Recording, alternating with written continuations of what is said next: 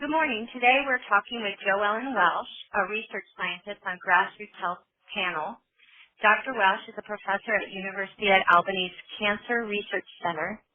We're talking with her today because she recently received a $1.76 million grant from the NIH to explore the link between vitamin D and breast cancer treatment.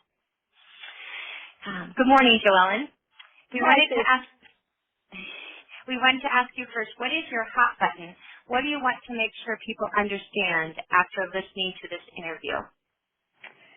I guess what I'd like people to take from this is that vitamin D has direct effects on breast cancer cells. So we know that vitamin D does many things in the body. It affects our bones, it affects our calcium homeostasis, it affects our immune system. But from what breast cancer researchers have found, we know that vitamin D also directly affects the cells in the breast, even when they become cancerous. So that's why it's so important to maintain your vitamin D status. Thank you. So tell us a little bit about your past, not this future grant, but in the past, what have your studies shown you about vitamin D? You just kind of talked about that, but talk a little bit about what kinds of studies those are and what you found out. So what we found out is that there are many different types of breast cancer. And my lab has been trying to understand how vitamin D affects each of these different subtypes. So many women know that there are the hormone-dependent breast cancers and that tamoxifen is a treatment for those. And we found in that subtype of breast cancer that vitamin D is quite effective at stopping the growth of those cells. In fact, it's as effective as tamoxifen, which is a standard treatment. And so that's something that we had originally started with. And since then, we realized that there are other types of breast cancer, and we wanted to know how does vitamin D affect breast cancers that don't have this hormone dependence. So the breast cancers without the estrogen receptor. This is the so-called triple-negative breast cancers for which there really aren't very good treatments.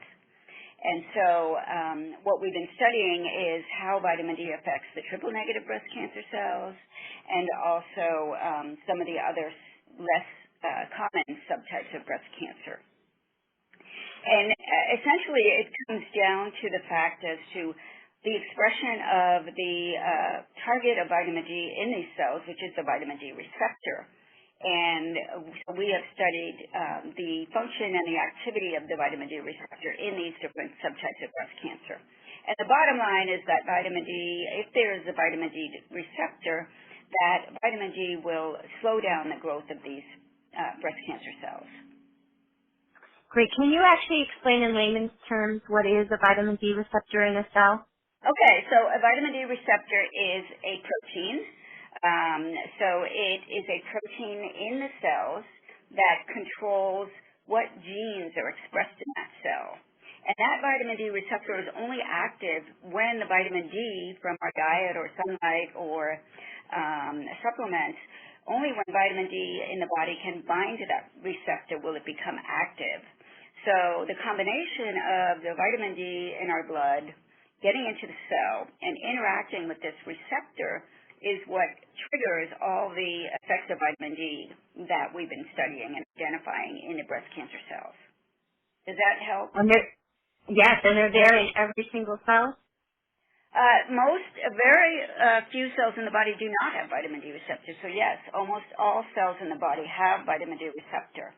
In some cases, it is only expressed at high levels when a cell becomes activated in some way. For example, in the immune system, some immune cells only express high levels of this receptor when they become activated by an infection or another trigger. In breast cancer cells, there's a lot of variability, I should say, in how much of this receptor is expressed in different tumors, and that's a big part of that we're understanding now. That's a big part of what dictates whether a tumor will be responsive to vitamin D in the system. And why are you so passionate about breast cancer and vitamin D? What made you want to study that? We originally got into it because we were interested in a cell death process called apoptosis. And at the time we were studying vitamin D in relation to bone and diabetes and a few other chronic diseases. But at the time, apoptosis was discovered as a really important process for cancer prevention and treatment. And apoptosis is the death of unwanted cells in the body. It's when the body tries to rid itself of damaged cells or cells that have become cancerous. And so we decided to initially start studies to determine whether vitamin D could induce apoptosis or cell death of cancer cells. And we started with breast cancer cells. And as I mentioned earlier, we started originally with the hormone-dependent type of breast cancer cells. And we did indeed show that vitamin D treatment could induce cell death of those cancer cells. And so then from there, we've expanded our studies. We've done some animal studies. We've done a lot of cell studies and molecular basic research studies to try to understand how vitamin D is triggering these effects. And that way, if we understand that, we'll be able to maybe better optimize vitamin D treatment for individual patients. And how did you get the NIH to fund this vitamin D project?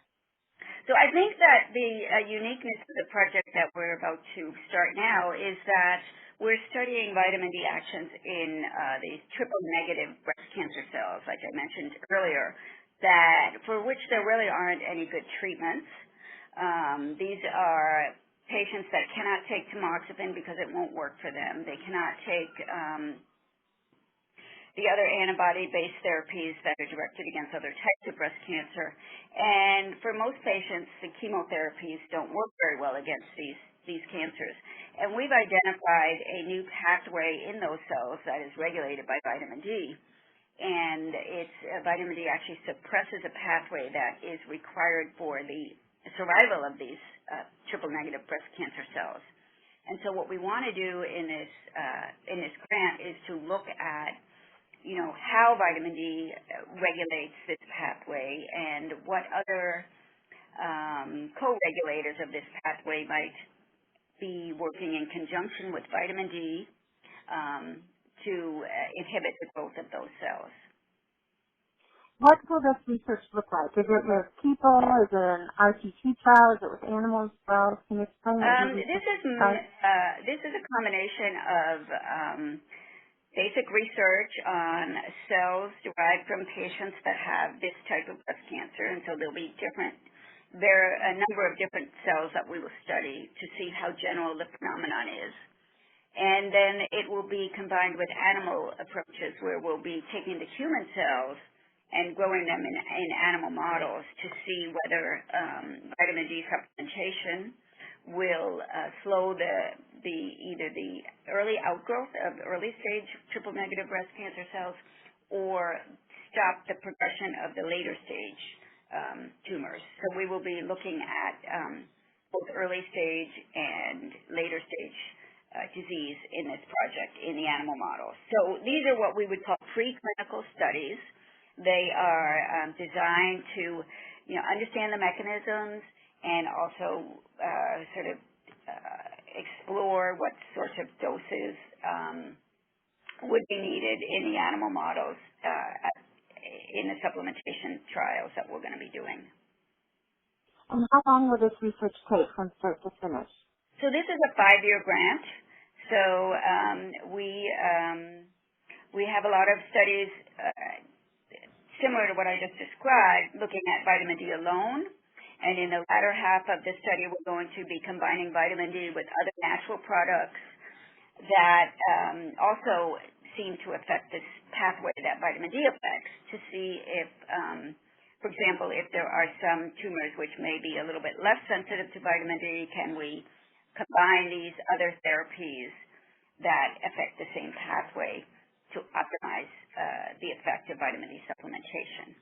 So again, it's more of a individualized approach, because we know all cancers are different, and even if we group them as triple negative, for example, within the patient population, you're going to have some patients that are more responsive than others. That's just the fact of cancer because it is associated with genetic mutations that occur as a disease progresses, and therefore you're going to get change in the way the tumors respond. And so depending on the person, depending on when they're diagnosed, they may or may not need a different therapy or combination therapy. So does that make sense? Yeah. And what is your hope for this research? What kind of impact do you hope it'll make? What we hope is that we will be able to get an idea of how effective vitamin D is in targeting this one specific pathway and how variable that is from patient to patient and as the disease progresses. And then, of course, whether combining vitamin D with some of these other treatments may be effective. So one of the other aspects is to get an idea of whether certain patients should avoid certain supplements that may actually counteract the effect of vitamin D. So there's a lot to it, and what we hope is that we'll be able to get some fairly good answers as to the best approach in optimizing vitamin D supplementation in relation to other supplements that people may be taking or other drugs that are on the market that may be able to enhance the effect of vitamin D in some patients.